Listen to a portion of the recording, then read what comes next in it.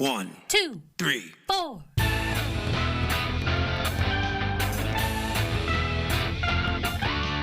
Monster movie. Fun time, go! Monster movie. Fun time, go. Monster. Movie. Fun time. Go! Monster movie. Fun time, go. With Precious D and Honeybee. Fun time, go! Ladies and gentlemen, boys and girls, friends and neighbors, welcome back to Monster Movie Fun Time Go and 31 Days of Horror. Day number 27. With me again is my friend, Buddy Fazio. Welcome back to the show again, buddy. What's up, Precious D? Today, we're going to talk about the direct-to-video 2005 movie, The Batman versus Dracula. Yes. This is a part of or a spin-off of The Batman TV show that I believe was on Cartoon Network. That was the one that came along after Batman the Animated Series. Yes, it was after.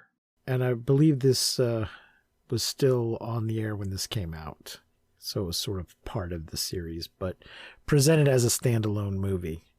But I think there was some times when they showed it like cut up into episodes to, plug into the run of the show as well.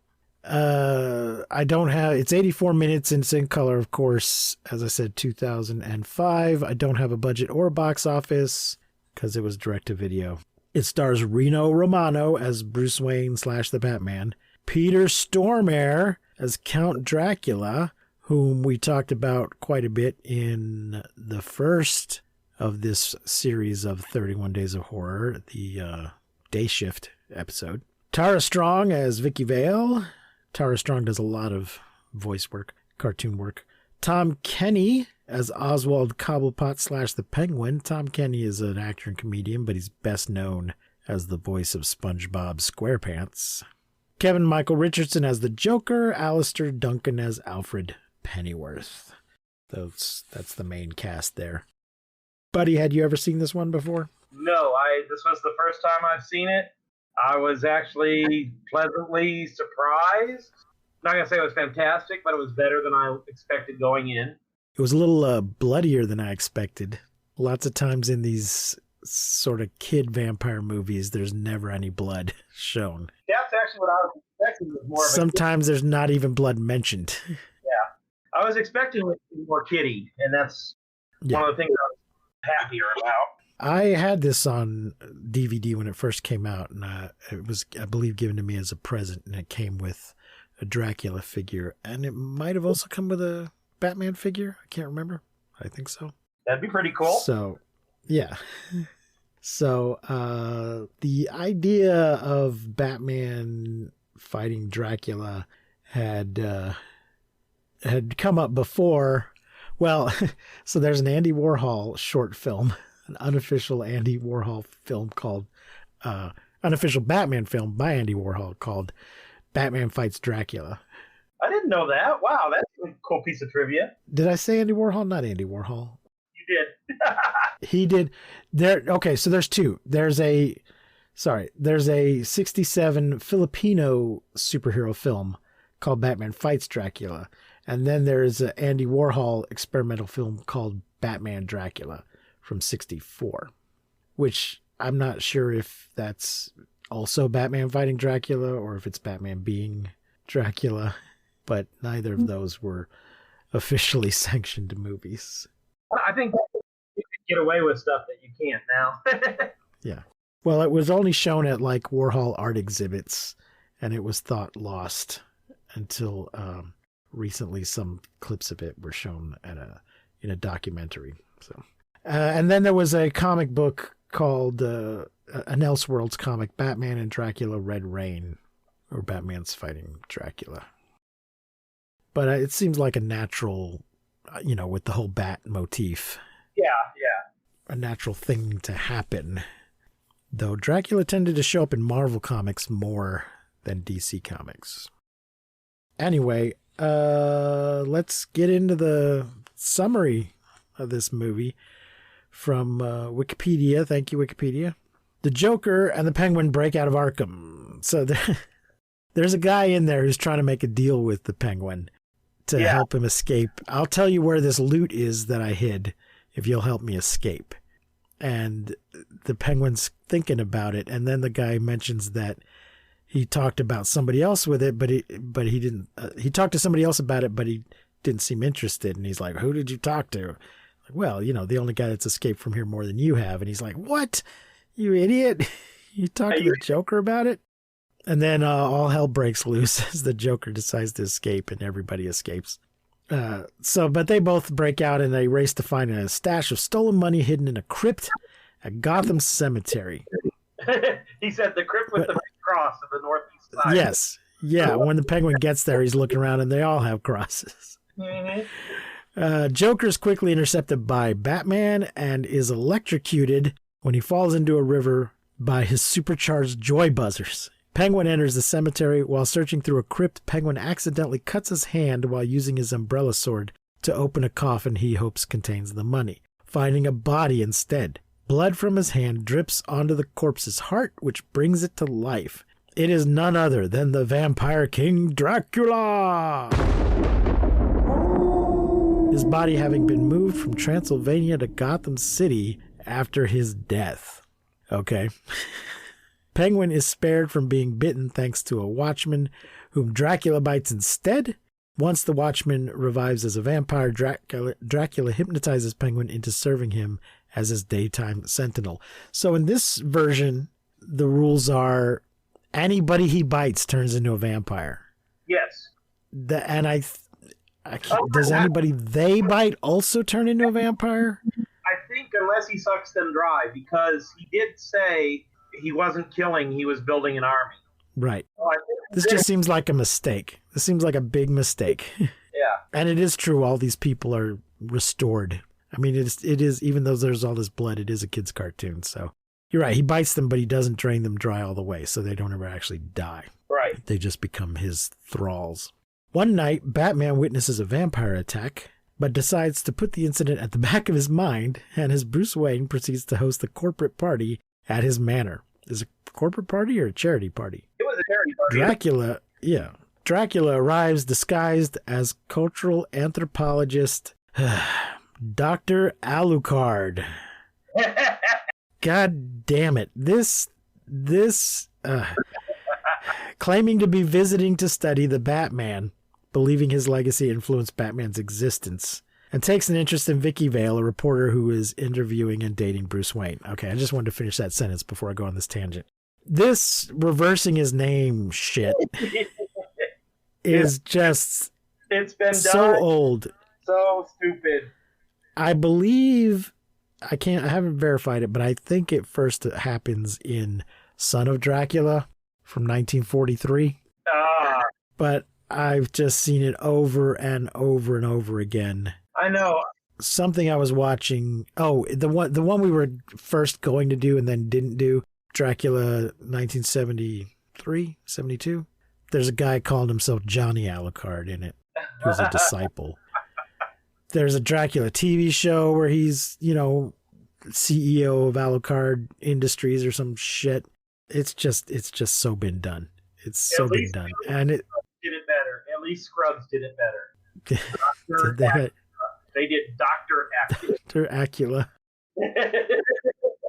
Acula. After failing to bite Bruce to quench his thirst, Dracula bites a waiter instead. The new vampire scares Bruce's butler, Alfred. Bruce immediately deduces Alucard is Dracula, but first he's got to grab a woman's lipstick, write it backwards on a silver serving tray, and hold it up to the mirror. I guess if you were a kid watching this movie and you hadn't already seen this a dozen times, that might... Of course, it's in the title of the movie, so it's not like it's a surprise to the audience. It would have even been worse if he made the Bat computer do it. Yeah. Well, in that other movie I mentioned, the guy has written out Dracula, and then he's written out Alucard, and then he's connecting the letters with lines to make sure that they line up. Oh, yeah. Just It's terrible. Anyway, he deduces that he's Dracula, and the disappearance of Gotham's citizens who have been dubbed the Lost Ones by the media are because they are being turned into vampires. Due to eyewitnesses claiming to see bat-like figures during the attacks, it is mistakenly reported Batman is the culprit. Of course it is. When Batman goes to Gotham Cemetery to look for Dracula's nest, he's chased down by a SWAT unit, all of whose members are taken by Dracula as they chase him back into the city. During a fight with Batman, Dracula offers to let him join his conquest of Gotham. Batman refuses, because of course he does. Just as Dracula has the Batman at his mercy, the sun rises and Dracula is forced to retreat, vowing to kill Batman for rejecting his offer. Now, buddy, if you're Dracula, aren't you gonna always know what time it is and what time sunrise? You're gonna have a little diary, or if you're a modern Dracula, it's gonna be an alarm on your cell phone. You're gonna have a thing knowing when sun up and sundown is every day. And you're going to have a watch or something on you at all times so you don't ever get caught by surprise like this. Right, definitely. But not this one. Not this Dracula. No. He's a dumb They had to have this story. They had to have him tempted. It's the Jesus and Satan myth. Okay. He takes Batman up to the tower where he can see all of Gotham below him. All of this can be yours if you join me. Yeah. I see. Wow. It's a retelling of another myth is what it is. I mean, okay, there you go. So that's the way I look at it. So, okay. All right. Some deep interpretation there. Yeah. At the cemetery, Joker appears alive and well and confronts Penguin. He asks where the treasure is, thinking Penguin has already found it, chasing him into Dracula's tomb. However, despite Penguin's warning not to open Dracula's coffin, Joker ends up breakfast in bed, freshly squeezed for Dracula, much to Penguin's horror. Joker attacks a blood bank, leading to his capture by Batman. While Batman attempts to concoct an antidote from the Joker's infected cellular structure, Alfred discovers that Dracula once had a vampire bride, Carmilla Karnstein, who was killed by sunlight. That is the character from the novella Carmilla. However, during his research, Bruce stands up an understanding Vicky, who Dracula soon kidnaps. Yeah, he was supposed to have a date with Vicky Vale, and he just didn't show up. Yeah. Boy, Alfred's kind of thirsty for Vicky in this movie. He calls her like the lovely Miss Vale and the stunning Miss Vale or something. I don't know. A couple of different things he calls her.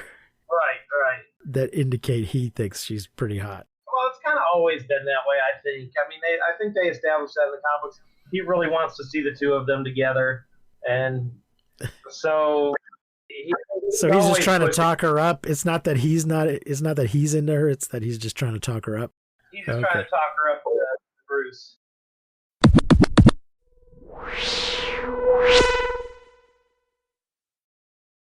Finally, the Batman cures the Joker of his vampirism and ascertains the location of Dracula's lair in Gotham Cemetery before returning him to Arkham. He then proceeds to mass-produce the vaccine. I thought maybe a more interesting story would have been to focus on the Joker being a vampire. I did too. Actually, that's funny you said that. I did too. Yeah, because what's worse than the Joker? Pretty bad. I mean, that's a badass concept right there. And it didn't get a whole lot done with it. But him as a vampire was I mean, that could be really cool. Yeah. One thing about the animation, I'll tell you about the animation. One of the things I noticed that kind of bothered me, but I mean, they couldn't have done anything about it because they'd already established the Joker and the Penguin's look, I guess, in the series. But to me, the Penguin looked a lot more like the Mad Hatter. He didn't really look like the Penguin to me. He looked like a meek guy. Yeah. Well, they made his hat really big, yeah. Yeah. And then the Joker, with the red eyes at the beginning, he looks supernatural from the start. Uh-huh. And, they couldn't have done, like I said, it was already established in the cartoon, but they couldn't have done anything with it. But I sure would have loved to have seen him with regular eyes and see them go red rather than the red eyes and see them go greenish blue. It just would have been a better effect for me. Okay. Yeah, this Joker also has crazy green dreadlocks, Yes, he does. but that's his design on the Batman show. Yeah. I will say it is one of the best Joker voices, other than Mark Hamill, that I have ever heard. It does seem that this guy is very influenced by Mark Hamill, though. Yes, it does seem he's very influenced by him. I don't think there's anything wrong with that, because that to me is the best animated Joker. Others that I've heard, I have not liked nearly as much. No. So if it's an homage, or if Mark Hamill just wasn't available, or something like that, it was really, really good. It's a whole different production team and a whole different design look and voice cast than Batman the Animated Series. I don't like the Bruce Wayne voice much. I don't like his look. His face looks really pushed in. Yeah, it looks like he's been punched in the nose. He looks like he's from Jersey. Is what he looks like. He looks like he's from Jersey. Like he was a member of the cast of what was that show? Jersey Shore. Yeah, looked like he was a member of the cast of Jersey Shore when he's Bruce Wayne. Oh man. That was my opinion. Moving on now, Dracula attempts to sacrifice Vicky's soul to reanimate Carmilla. Upon learning Vicky has been kidnapped, Batman rushes to Dracula's lair with his anti-vampirism vaccine and an arsenal of weapons, defeating and curing all of the lost ones that attack him in the catacombs beneath Gotham Cemetery. When they fight earlier, Alfred has silvered all of Batman's weapons for him, but he just can't hit Dracula with them. Dracula's just too fast. Yes. But then he shows up for this fight with just vials of anti-vampirism vaccine strapped all over him. Just a bunch of syringes. Batman then frees Vicky, disrupting the reanimation ritual. Dracula sends the Penguin to recapture Vicky while he fights Batman, who lures Dracula into the Batcave, where Batman would have the advantage over the vampire. Right. In an attempt to aid his master, Alfred injects Dracula with the anti-vampirism vaccine, but it cannot cure a natural vampire. I don't know what the hell that means. When Dracula resumes his pursuit, Batman incinerates him with his prototype solar energy storing machine by striking him with the sunlight stored within, reducing Dracula to a pile of ashes and bones, with his remains secured by Alfred. This also frees the Penguin from his control, who, while chasing Vicky, finally finds the hidden treasure that caused all the trouble in the first place. Sadly, he is arrested and blamed for Dracula's kidnappings, causing the media to think he was forcing people to find the treasure. Batman is cleared of all charges, and he resumes protecting Gotham. What? Batman cleared of all charges? That never happened. Yep. It'll be fine. Batman mistaken as the bad guy? So, buddy, what'd you think? It was a really good movie. I thought it was fun. I liked that they handled Dracula in a serious manner, not some kid's version of him. Like I said, we already talked about the animation, but like I said, it was an established series. They couldn't change it. Yeah. The one thing, the sunlight thing, broadcast at pretty much maybe in the first 10, 20 minutes of the movie. I mean, they talk about the sunlight collector, so you know that's going to be used by the end on Dracula. Yeah, you know. Yeah. It's Chekhov's sunlight collector. Yeah, we got a sunlight collector here, and we're fighting Dracula. What do these things have in common? So anyway, yeah, it was broadcast, but it was still fun. I like most of the voice acting, a whole lot. It was done better than I thought it would be. And I can say I did enjoy watching it. So how many pumpkins are you going to give it out of 5? I want to hear yours first this time. What's yours? Oh, I'm giving it 3. It was okay. That's exactly what I'm giving it. 3. It was watchable. It was entertaining. Yeah, it's very stylized. The mood is pretty good. It's much bloodier than you'd expect from a Saturday morning cartoon, and I enjoyed it. But remember, there's no longer Saturday morning cartoons. They're all on Cartoon Networks and stuff, 24 hours a day, 7 days a week. They don't get the joy we got running to the TV on Saturday morning. That's true. It was on Cartoon Network's Toonami when it first came out. I'm not sure what time or day that was on, though. So there you go. All right, it's a couple of 3s from us. As I said, if you want to watch it, it's on HBO Max. By the way, I highly recommend the webcast. Go ahead. I listened to you most of the way home from San Antonio the other night. I listened to the episode where Honeybee did the Jeepers Creepers. Uh-huh. Really, really good stuff. I recommend everyone, if you haven't listened to that one, listen to all of them. They're all good. Thanks, buddy. You're welcome. So, folks, you can watch it on HBO Max if you haven't seen it. Stick with us for the rest of the week as we head towards Halloween and our final episode, Halloween Ends. Final episode of 31 Days of Horror, not final episode of the podcast. Until then, I have been Precious D. Buddy has been assisting me. Remember to keep calm and seek shelter in basements. Whatever you do, do not misuse science. I will not see you, but you will hear me next time on Monster Movie Fun Time Go. You've been listening to Monster Movie Fun Time Go. If you enjoyed the show, please rate and review us on your podcasting platform of choice. Our theme song is by the Texicano Folk Rock Punk featuring Lita Lopez. You can support the show, find links to our social media, and even leave us a voice message at anchor.fm/MNFTG. Fun time go! I want to misuse science, though.